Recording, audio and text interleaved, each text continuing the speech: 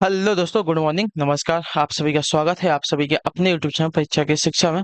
I hope कि आप सभी अच्छे होंगे और आपकी जो तैयारी है बढ़िया तरीके से चले। जो बच्चा क्लास में फर्स्ट टाइम है, पहली बार है, नए हैं, उन सभी को बता दिया जाए हमारे चैनल पर जो आपकी बीएड प्रवेश परीक्षा 2024 की जो आपकी तैयारी है साथ ही रेगुलर बेसिस पे करवाई जाए। तो जिसे भी तैयारी पूरी करनी है, कंप्लीट करनी है, सबसे पहले चैनल को सब्सक्राइब करके हमारे साथ जुड़ जाएंगे और उसका बगल जो बेल आइकन देगा उसको ऑन कर लेंगे। क्लास का समय देखिए, जीके जीएस की जो क्लास है सुबह 10 बजे डेली आपको हमारे चैनल पर देखने को मिलती है। रीजनिंग की जो क्लास है दोपहर को 1 बजे देखने को मिलती है। कला वर्ग की जो क्लास है आपको शाम को 4 बजे देखने को मिलती है और हिंदी की जो क्लास है आपको शाम को 7 बजे हमारे चैनल पर देखने को मिलती है साथियों। ठीक है, तो क्लासेस का जो शेड्यूल आपको याद करके रखना है, इसी टाइम पर क्लासेस से जुड़ना है, अपनी तैयारी को जो है पूरा और कंप्लीट करना है।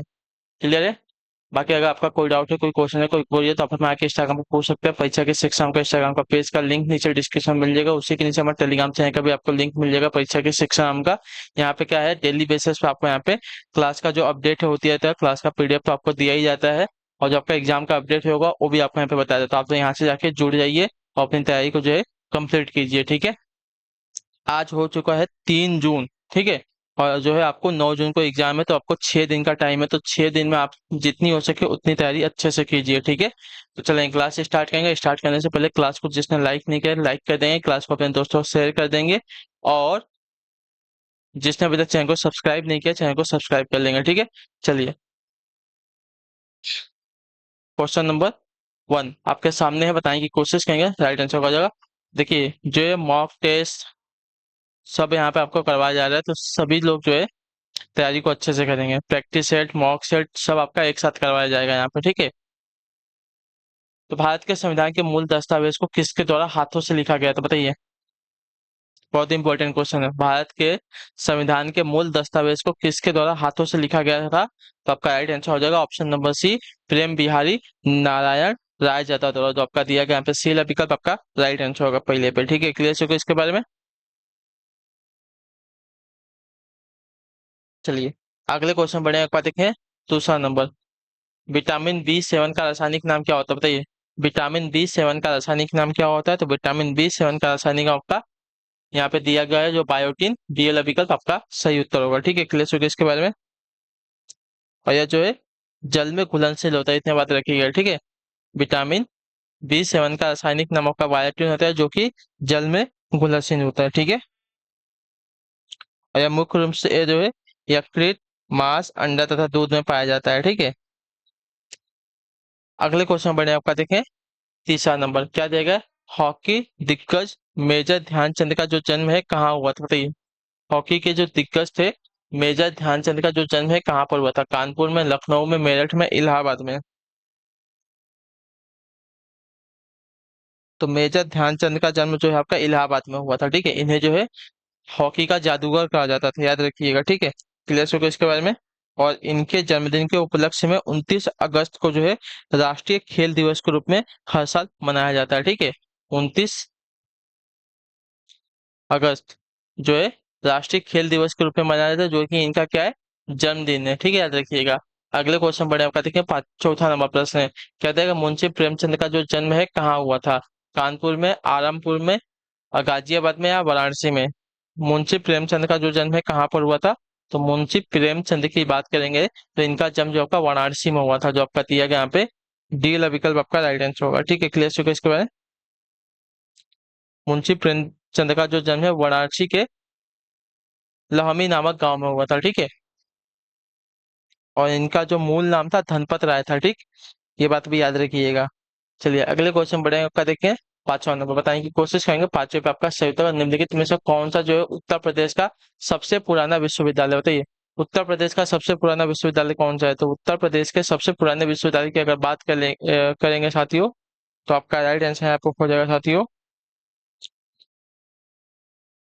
इलाहाबाद केंद्रीय विश्वविद्यालय। ठीक है, जो आपका दिया गया यहाँ पे डी विकल्प आपका राइट आंसर होगा। इसकी स्थापना आपकी 1887 में की गई थी। ठीक है, याद रखिएगा। क्लियर से को। और आपका जो दिया गया बनारस हिंदू विश्वविद्यालय, इसकी स्थापना आपकी वर्ष 1916 में की गई थी। और इसके बाद क्या दिया गया है, अलीगढ़ विश्वविद्यालय की स्थापना आपकी 1920 में की गई थी। और आपका महात्मा गांधी काशी विद्यापीठ की जो स्थापना है ये आपकी वर्ष 1921 में की गई थी। ठीक है, तो सबसे पुराना जो दिया गया आपका 1887 वाला इलाहाबाद केंद्रीय विश्वविद्यालय की स्थापना जो है उत्तर प्रदेश में की गई थी। अगले क्वेश्चन बढ़े आपका देखें छठा नंबर। उत्तर प्रदेश के किस शहर को पूर्व का ग्रास के नाम से जो है जाना जाता है? पूर्व का ग्रास, ठीक है। पूर्व का ग्रास जो है उत्तर प्रदेश के किस शहर को जाना जाता है? तो इसका राइट आंसर आपका हो जाएगा साथियों कन्नौज को, ठीक है। उत्तर प्रदेश का जो कन्नौज जिला है, ठीक है, उत्तर प्रदेश के कन्नौज शहर को जो है आपका पूर्व का ग्रास कहा जाता है, ठीक है। किले को यह हर्षवर्धन के समय से काफी प्रसिद्ध हुआ था और वर्तमान में यह जो है इत्र निर्माण के लिए पूरे देश में प्रसिद्ध है, ठीक है, कन्नौज। अगला आपका देखें साथियों सातवां नंबर प्रश्न क्या देगा, किस पड़ोसी देश को जो है land of the thunder dragon कहा जाता है? बताइए किस पड़ोसी देश को जो है साथियों land of the thunder dragon कहा जाता है? बर्मा को, नेपाल को, बांग्लादेश को या भूटान को? तो आपका राइट आंसर यहाँ पर साथियों भूटान को, जो आपका डी वाला विकल्प देखा आपका राइट आंसर होगा, ठीक है। क्लियर हो गया इसके बारे में? चलिए, और मैंने इसके बारे में एक और बात बताया था, इसको ड्रैक्यूल भी कहते हैं, ठीक है। भूटान को जो है ड्रैक्यूल भी कहते हैं, land of the thunder dragon भी कहते हैं, ठीक है। अगला क्वेश्चन देखते हैं आपका आठवां नंबर। शिकरी तकनीक के साथ भारत की क्रूज मिसाइल कौन सी? बताइए। सीकर, सॉरी शिकरी नहीं है, सीकर है। शिकर तकनीक के शिकर तकनीक के साथ भारत की क्रूज मिसाइल कौन सी है? क्रूज मिसाइल, ठीक है। तो शिकर तकनीक के साथ भारत की क्रूज मिसाइल आपकी ब्रह्मोस हो जाएगी, जो आपका दिया गया यहाँ पे सी वाला विकल्प आपका सही उत्तर हो जाएगा, राइट आंसर हो जाएगा, ठीक है। क्लियर हो गया इसके बारे में? चलिए अगला है आपका देखें क्वेश्चन नंबर 9। बताएं कि कोशिश करेंगे साथियों राइट आंसर। भारत में ब्रिटिश शासन का बड़े पैमाने पर विस्तार सहायक संधियों के माध्यम से हुआ, जो गवर्नर जनरल रिक्त शासन के शासनकाल में शुरू की गई थी। बताइए किसके किसके शासनकाल में जो है सहायक संधियों का विस्तार हुआ था? तो आपका राइट आंसर यहाँ पे हो जाएगा साथियों गवर्नर जनरल लॉर्ड वेलेजली के, जो आपका दिया गया यहाँ पे सी वाला विकल्प आपका राइट आंसर हो जाएगा, ठीक है। क्लियर हो गया इसके बारे में?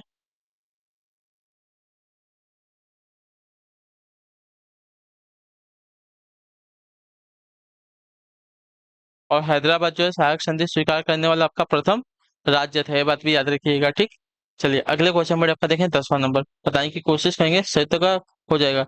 गुरु गोविंद सिंह की मृत्यु के बाद जो है गुरु की संस्था समाप्त हो गई और सिखों का नेतृत्व उनके विश्वसनीय शिष्य रिक्त स्थान को सौंप दिया गया था, किसको? बताइए। गुरु गोविंद सिंह की जो मृत्यु के बाद है गुरु की संस्था को जो है समाप्त कर दिया गया था, सिखों का नेतृत्व उनके विश्वसनीय शिष्य रिक्त स्थान को सौंप दिया गया था, किसको? तो आपका राइट आंसर आप सकते हो बंदा बहादुर को, ठीक है, जो आपका दिया गया यहाँ पे पहला विकल्प आपका राइट आंसर हो जाएगा, ठीक है। क्लियर है? चलिए अगले क्वेश्चन बढ़े आपका 11 नंबर। रविंद्रनाथ टैगोर ने अपनी नाइटहुड की उपाधि रिक्त स्थान के विरोध में छोड़ दी, कैबिनेट मिशन के, जलियांवाला बाग नरसंहार के, रॉलेट एक्ट के या साइमन कमीशन के?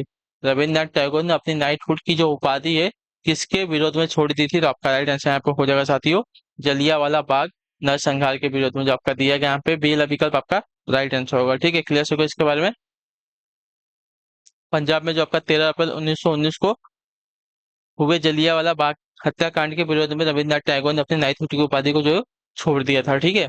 अगले क्वेश्चन पर बढ़ेंगे आपका 12 नंबर। गोदावरी नदी का उद्गम स्थल किस राज्य में होता है? बताइए। गोदावरी नदी का जो उद्गम स्थल है किस राज्य में होता है? तो गोदावरी नदी का जो उद्गम है आपका साथियों स्थल महाराष्ट्र से होता है, जो आपका दिया गया यहाँ पे सी वाला विकल्प आपका राइट आंसर हो जाएगा, ठीक है। क्लियर हो गया इसके बारे में? गोदावरी नदी का उद्गम जो है पश्चिमी घाट में त्र्यंबकेश्वर पहाड़ी जो कि महाराष्ट्र में स्थित है यहाँ से होता है, ठीक है, याद रखिएगा। और यह जो है दक्षिण भारत की सबसे लंबी नदी भी है गोदावरी नदी, ठीक है। क्लियर है को? और इसे जो है दक्षिणी गंगा या तो बृहद गंगा के नाम से भी जाना जाता है, ठीक। अगले क्वेश्चन बड़े आपका देखिए 13 नंबर। बताएं कि कोशिश करेंगे श्रोता को भारत की सबसे बड़ी मीठे पानी की झील कौन सी? बताइए। भारत की सबसे बड़ी मीठे पानी की झील कौन सी? तो भारत की सबसे बड़ी मीठे पानी की झील आपकी उलर झील है, जो आपका दिया गया यहाँ पे डी विकल्प आपका राइट आंसर हो जाएगा, और यह जो है जम्मू कश्मीर राज्य में स्थित है, ठीक है। क्लियर हो गया इसके बारे में?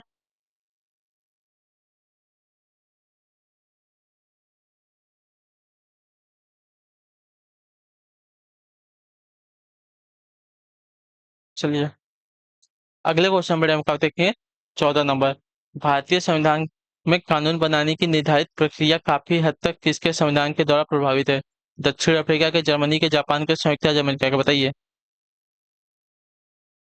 भारतीय संविधान में कानून बनाने की निर्धारित प्रक्रिया काफी हद तक जो है किसके संविधान से? तो आपका राइट आंसर होगा जापान के संविधान से प्रभावित है, जो आपका दिया गया यहाँ पे सी ऑप्शन 14 पे आपका राइट आंसर होगा। ठीक है, क्लियर हो गया इसके बारे में। चलिए अगले क्वेश्चन पर आपका देखिए 15 नंबर बताने की कोशिश करेंगे। सही उत्तर होगा शिक्षा का अधिकार, यानी कि आरटीई अधिनियम वर्ष रिक्त अवस्था में भारत के संसद द्वारा अधिनियमित किया गया था। बताइए कब शिक्षा का अधिकार जो है आरटीई अधिनियम किस वर्ष भारत के संसद द्वारा अधिनियमित किया गया था? तो इसका राइट आंसर आपका हो जाएगा साथियों वर्ष 2009 में किया गया था, जो आपका टी पिकअप देगा है 15 पे आपका राइट आंसर होगा। ठीक है, शिक्षा का अधिकार आरटीई अधिनियम जो है वर्ष 2009 में भारत के संसद द्वारा अधिनियमित किया गया था। ठीक है, अगले क्वेश्चन पर आपका देखें साथियों 16 नंबर बताएंगे की कोशिश करेंगे। 16 पे आपका राइट आंसर होगा महाराजा सवाई जय सिंह, यानी कि जय सिंह द्वितीय ने रिक्त स्थान में एक खगोलीय वेधशाला की स्थापित की थी। उज्जैन में, शिमला में, भरतपुर में या जोधपुर में? बताइए महाराजा सवाई जय सिंह यानी कि जय सिंह द्वितीय ने कहाँ पर एक खगोलीय वेधशाला की स्थापना की थी?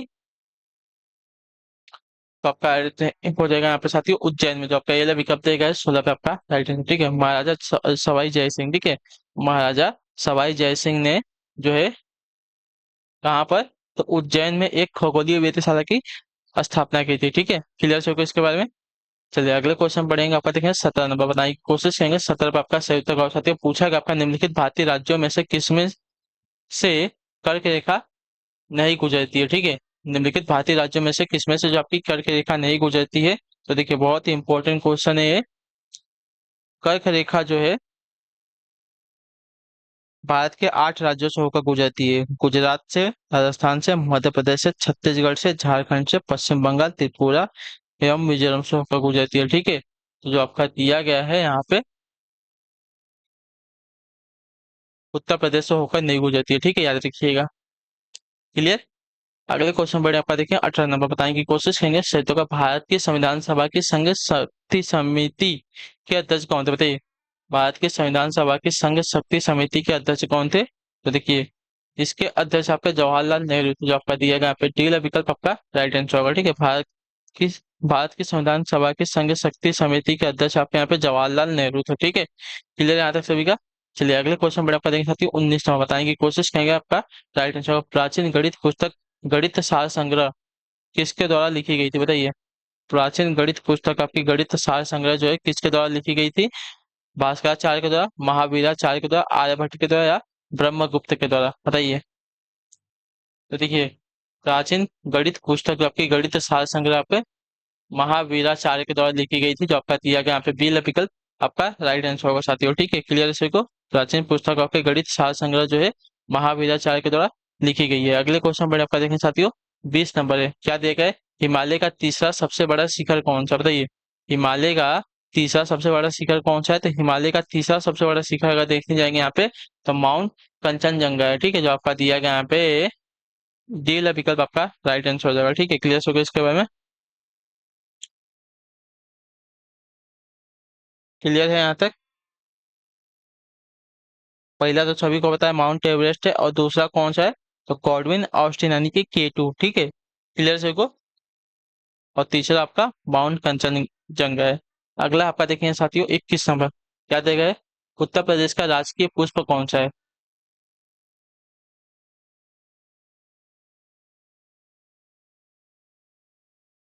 फटाक से इसका आंसर देंगे। उत्तर प्रदेश का राजकीय पुष्प कौन सा था? देखिए उत्तर प्रदेश का राजकीय पुष्प अगर देखें पलाश है। ठीक है, पलाश याद रखिएगा, जो आपका दिया गया फिर टी विकल्प आपका राइट आंसर। उत्तर प्रदेश का राजकीय पुष्प आपका पलाश है। अगले क्वेश्चन बढ़े आपका 22 नंबर। क्या देगा? मनुष्यों में पित्त का उत्पादन किस अंग में होता है? बताइए मनुष्यों में जो पित्त होता है, पित्त इसका उत्पादन किस अंग में होता है? पेट में, अग्नाशय में, जिगर में या पित्ताशय में? तो पित्ताशय तो गलती से भी आप कभी टिक मत कीजिएगा, क्योंकि पित्ताशय में जो है पित्त आपका स्टोर होता है, संग्रहित होता है। ठीक है, लेकिन जो इसका निर्माण होता है आपका जिगर में होता है। ठीक है, यानी कि यकृत में। तो यहाँ से निर्माण होते यहाँ पे जाके क्या होता है? स्टोर होता है। ठीक है, यहाँ पे संग्रहित होता है पित्ताशय में। ठीक है, तो मनुष्यों में पित्त का जो उत्पादन होता है जिगर में होता है, यानी कि यकृत में होता है, और जाके पित्ताशय में क्या होता है? संग्रहित होता है। अगले क्वेश्चन बढ़ेंगे आपका 23 नंबर। क्या दिया गया है? राष्ट्रीय मानवाधिकार आयोग भारत में कब स्थापित हुआ था? बताइए राष्ट्रीय मानवाधिकार आयोग जो भारत में कब स्थापित हुआ था? तो ये आपका स्थापित हुआ था साथियों वो 1993 में, जो आपका सीएल ऑप्शन देगा आपका यहाँ पे सही उत्तर होगा। ठीक है, राष्ट्रीय मानवाधिकार आयोग जो है भारत में आपका वर्ष 1993 में स्थापित किया गया था। चलिए क्लियर है। फिर अगला आपका देखें 24 नंबर प्रश्न आपका पूछा क्या गया है, निम्नलिखित रोगों में से कौन सा रोग जो है फफूंद या फंगस के कारण होता है, बताइए इसका सही उत्तर क्या हो जाएगा।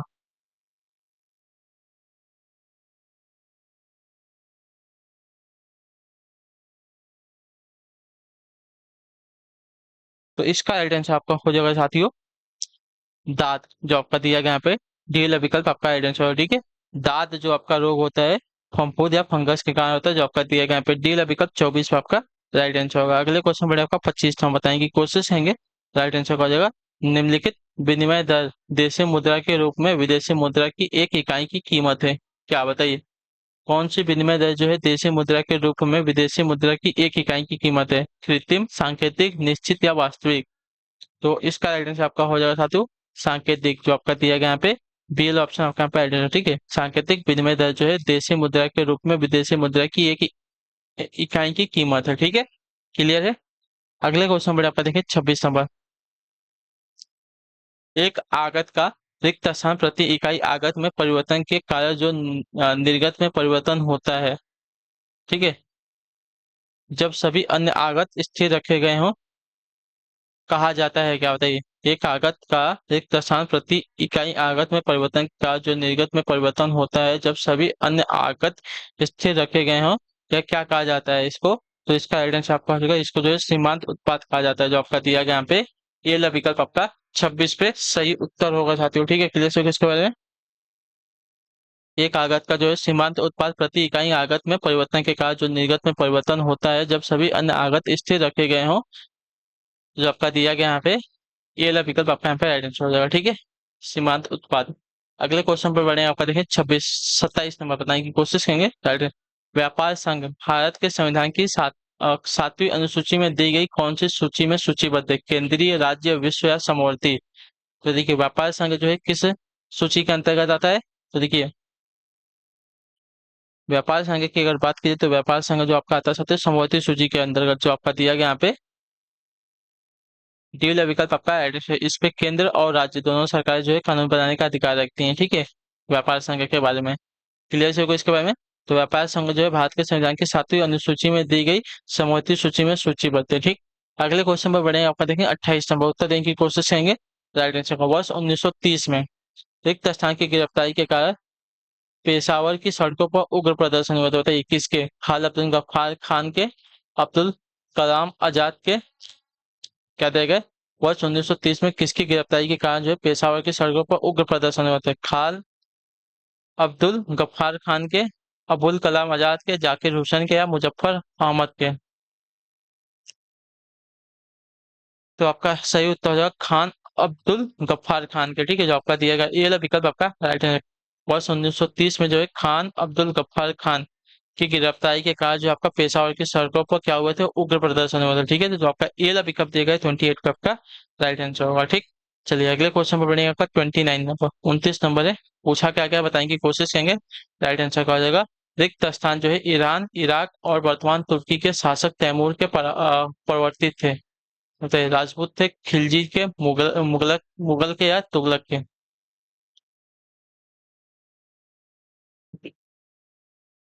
तो आपका राइट आंसर यहाँ पे होते हैं मुगल, जो आपका दिया गया यहाँ पे सी वाला ऑप्शन आपका यहाँ पे सही उत्तर हो जाएगा। ठीक है, क्लियर हो गया इसके बारे में। मुगल ईरान, इराक और वर्तमान तुर्की के शासक तैमूर के प्रवर्ती थे। ठीक है, मुगल बादशाह तैमूर और चंगेज खां के वंशज थे। ठीक है, याद रखिएगा भारत में मुगलों ने जो है 1526 ईस्वी से लेकर 1858 ईस्वी तक शासन किया था। ठीक है, चलिए अगले क्वेश्चन पे बढ़ेंगे आपका देखिए 30 नंबर।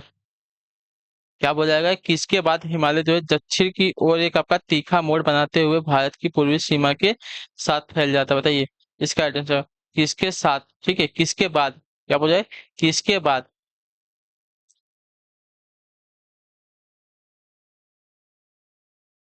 बताइए किसके बाद जो है हिमालय दक्षिण की ओर एक तीखा मोड़ बनाते हुए भारत की पूर्वी सीमा की साथ फैल जाता है। तो आपका राइट आंसर दिहांग महाखड्डे के साथ। ठीक है, जो आपका दिया गया यहाँ पे बी विकल्प आपका राइट आंसर दिहांग महाखड्डे के बाद जो है हिमालय दक्षिण की ओर एक तीखा मोड़ बनाते हुए भारत की पूर्वी सीमा के साथ जो है फैल जाता है। ठीक है, जो आपका दिया गया यहाँ पे बी विकल्प आपका 30 पे राइट आंसर होगा। ठीक है, क्लियर हो गया इसके बारे में। चलिए 31 नंबर बताने की कोशिश करेंगे। राइट आंसर क्या हो जाएगा? राष्ट्रीय राजमार्ग A1। ठीक है, राष्ट्रीय राजमार्ग A1A। ठीक है, राष्ट्रीय राजमार्ग 1A लेह को रिक्त स्थान दर्रे के साथ रिक्त स्थान दर्रे से होते हुए कश्मीर घाटी से जोड़ता है। बताइए कौन सा राष्ट्रीय राजमार्ग A1 या 1A। ठीक है, राष्ट्रीय राजमार्ग 1A जो है लेह को रिक्त स्थान दर्रे से होते हुए कश्मीर घाटी से जोड़ता है। कौन सा? तो इसका आइडेंस आपका हो जाएगा साथियों जो जिला दर्रा। ठीक है, याद रखिएगा जो आपका दिया गया यहाँ पे बी विकल्प आपका राइट आंसर राष्ट्रीय राजमार्ग 1A। ठीक है, राष्ट्रीय राजमार्ग 1A लेह को जो है जो जिला दर्रे से होते हुए कश्मीर घाटी से जोड़ते हैं। याद रखिएगा तो जो आपका दिया गया यहाँ पे बी विकल्प 31 पे आपका राइट आंसर। अगला है आपका 32 नंबर 32 नंबर है, क्या दे गए? माइक्रोसॉफ्ट एक्सेल में रिक्त स्थान फलन तर्क के रूप में पारित माने और मानों में से सबसे बड़े मान को कहलाती है क्या? हाइट्स को, मोर को, हाई को या मैक्स को? बताइए। माइक्रोसॉफ्ट एक्सेल में क्या जो आपका होता है कोड फलन तर्क के रूप में पारित मानों में से सबसे बड़े मान को क्या बोलते हैं लौटाती है ना? तो आपका राइट आंसर यहाँ पे हो जाएगा साथियों मैक्स को। ठीक है, जो आपका दिया गया यहाँ पे डी विकल्प आपका राइट आंसर। माइक्रोसॉफ्ट एक्सेल में आपका मैक्स फलन तर्क के रूप में पारित मानों में से सबसे बड़े, ठीक है, सबसे बड़े मान को जो है लौटाती है। तो जो आपका दिया गया यहाँ पे कौन सा वाला लास्ट वाला ऑप्शन डी वाला ऑप्शन जो दिएगा आपका यहाँ पे राइट आंसर होगा। ठीक है, क्लियर हो गया इसके बारे में। चलिए अगले क्वेश्चन पे बढ़ेंगे, आपका देखेंगे 33 नंबर। इसका आपको मतलब समझा? सपोज कोई इसमें आपका मान है, ठीक है, 23, 25, 26, ये आपका कोई मान हो गया। तो आप एक्सेल में अगर ये वाला अगर क्या बोलते हैं तर्क यूज करेंगे फलन तर्क, तो इसमें से क्या कहेगा सबसे बड़ा जो मतलब सबसे बड़ा वाला आपका मैक्स है, इसको क्या कहेगा? ये आपको मतलब दिखाएगा कि हाँ आपने इतने डेल्टा में से आपने मैक्स को चुना है तो मैक्स आपका ये वाला है। ठीक है, 25 जो आपका दिया गया मैक्स है ये आपको दिखाएगा वहां पे। ठीक है, अगले क्वेश्चन पे बढ़े, आपका देखें 33 नंबर। अम्ल और क्षारक की अभिक्रिया में लवण के साथ क्या बनता है? बताइए।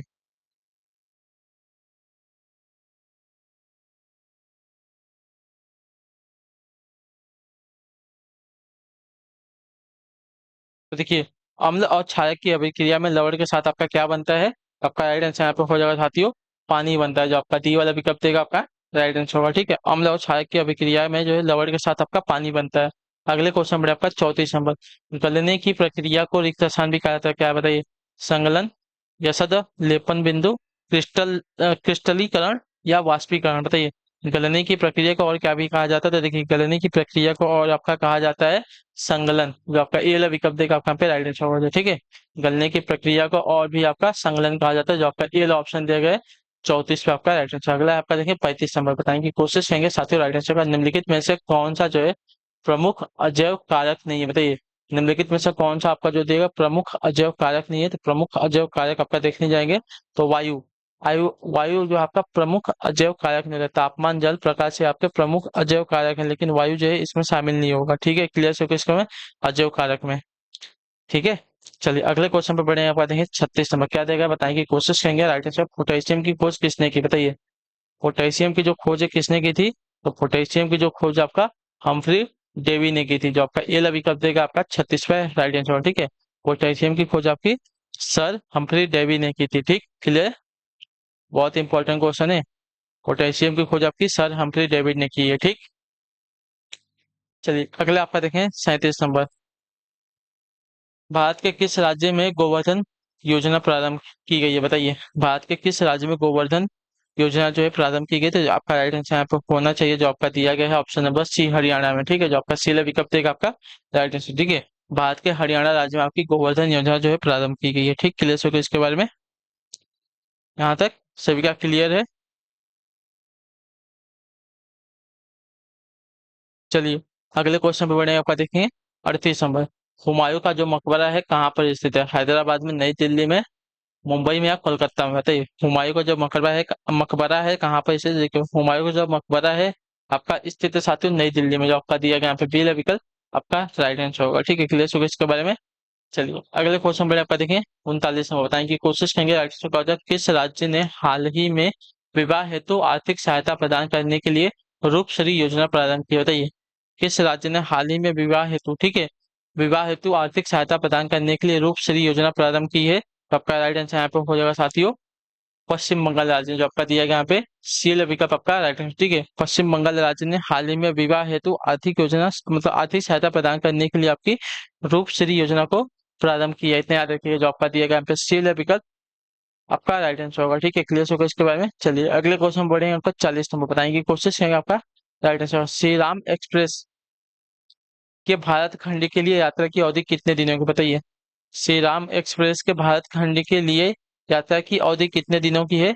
तो आपका राइट आंसर यहाँ पर हो जाएगा साथियों 16 दिनों की, जो आपका दिया गया यहाँ पे सी वाला ऑप्शन आपका right answer. Shri Ramayan Express. ठीक है, श्री रामायण एक्सप्रेस।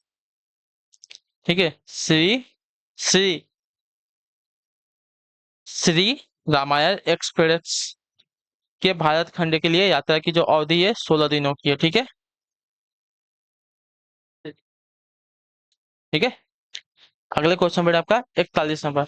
आरबीआई की जब स्थापना हुई तब इसका केंद्रीय कार्यालय कहाँ पर स्थित था। बेंगलुरु में, पुणे में, कोलकाता में या मुंबई में। तो आपका राइट आंसर हो जाएगा कोलकाता में। ठीक है, जो आपका दिया गया यहाँ पे सी वाला विकल्प आपका राइट आंसर होगा। ठीक है, आरबीआई की जब स्थापना हुई थी तब इसका केंद्रीय जो कार्यालय आपका कोलकाता में स्थित था। अभी करंट में जो है अगर बात करेंगे तो आपका मुंबई में स्थित है। ठीक है, चलिए अगले क्वेश्चन पर बढ़ेंगे, आपका 42 नंबर। मूल्य मूल लेखांकन समीकरण क्या है बताइए।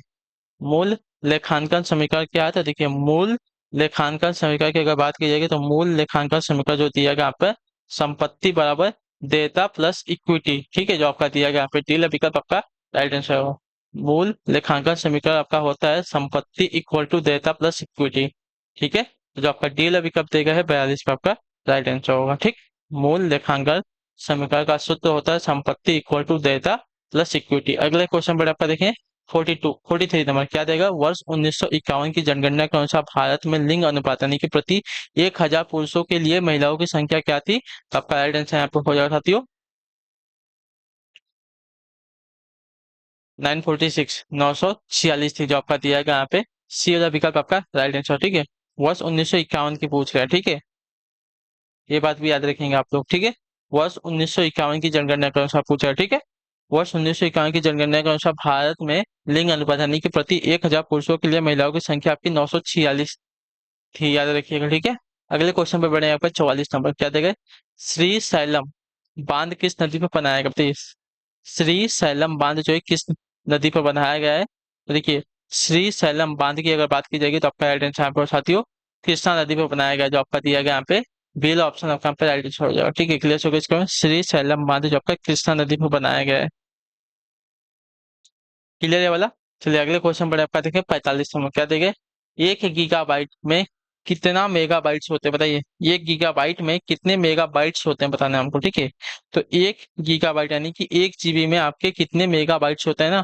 तो देखिए आपका राइट आंसर हो जाएगा साथियों 1024। आपका दिया गया यहाँ पे डी विकल्प आपका राइट आंसर। 1 गीगाबाइट में आपके 1024 आपके मेगाबाइट्स होते हैं। ठीक, अगले क्वेश्चन पर आपका देखिए 46 वर्ष 1947 में भारत में प्रति व्यक्ति वार्षिक आय कितनी थी बताइए। वर्ष 1947 में भारत में प्रति व्यक्ति वार्षिक आय कितनी थी। तो इसका राइट आंसर आपका हो जाएगा साथियों 249.6 पैसा। ठीक है, जो आपका दिया गया यहाँ पे सॉरी 60 पैसा दिया गया ना। 249.60 पैसे आपके जो है भारत में प्रति व्यक्ति वार्षिक आय थी 1947 की। ठीक है, जो आपका दिया गया यहाँ पे ए वाला विकल्प आपका 46 पे राइट आंसर होगा। ठीक है, क्लियर होगा इसके बारे में। चलिए अगले क्वेश्चन में बढ़ेंगे आपका 47वां प्रश्न आपका क्या पूछा गया है।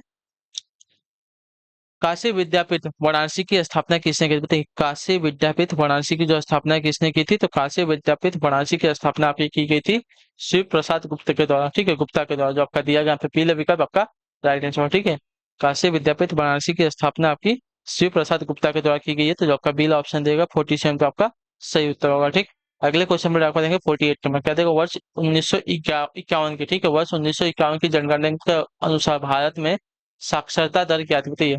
वर्ष 1951 की जनगणना के अनुसार भारत में जो साक्षरता दर क्या थी। तो देखिए 18.33%, जो आपका दिया गया यहाँ पे पीले विकल्प 48 पे आपका राइट आंसर। ठीक है, वर्ष 1951 की जनगणना के अनुसार भारत में साक्षरता दर आपकी 18.33% थी। ठीक है, याद रखिएगा। अगले क्वेश्चन पर पढ़ेंगे आपका, देखिए 49 नंबर बताने की कोशिश करेंगे। सही उत्तर का उत्तर प्रदेश का सबसे बड़ा, उत्तर प्रदेश सिख किसान का सबसे बड़ा उत्पादक है, केले का, अमरूद का, आम का, पपीते का।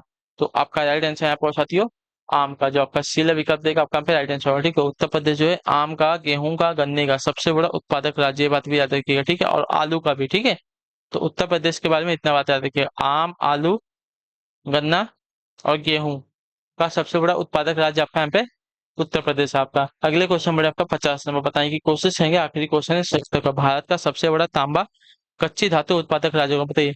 भारत का सबसे बड़ा तांबा कच्ची धातु उत्पादक राज्य कौन सा? तो आपका राइट आंसर यहाँ पे हो जाएगा साथियों मध्य प्रदेश। ठीक है, जो आपका दिया गया यहाँ पे डी ऑप्शन आपका राइट आंसर होगा। ठीक है, भारत का सबसे बड़ा तांबा कच्ची धातु उत्पादक राज्य आपका यहाँ पे मध्य प्रदेश है। ठीक है, क्लियर यहाँ तक? चलिए, तो इसी के साथ जो आपकी क्लास है आज की यहीं पे क्या होती है, कंप्लीट होती है। जीके जीएस के। आई होप कि आपको जो क्लास आती है अच्छी लगी। अच्छी क्लास को लाइक करिएगा, चैनल पे पहले तो चैनल को सब्सक्राइब, और हमें जो है कमेंट में अपनी राय क्लास के बारे में जरूर बताइएगा कि आपको जो क्लास है एक्चुअल में लगी कैसी है। ठीक है, अच्छी लगी है आप लोग जो है आप कमेंट हमें करके बता सकते हैं। ठीक है, और अच्छी लगी हुई तो क्लास को लाइक कर दीजिएगा, चैनल पहले तो चैनल को सब्सक्राइब कर दीजिएगा, और गंदी लगी होगी तो उसके लिए भी आप लोग डिसाइड कर सकते हैं क्लास को, हमें कोई दिक्कत नहीं है। ठीक है, और अपनी राय जो है क्लास के बारे में दे दीजिए। ठीक है, तो हम आपसे मिलते हैं आपकी अगली क्लास है, तब तक के लिए टाटा बाय बाय, जय हिंद जय भारत। आपसे क्लास से जुड़ने के लिए बहुत बहुत ही धन्यवाद साथियों।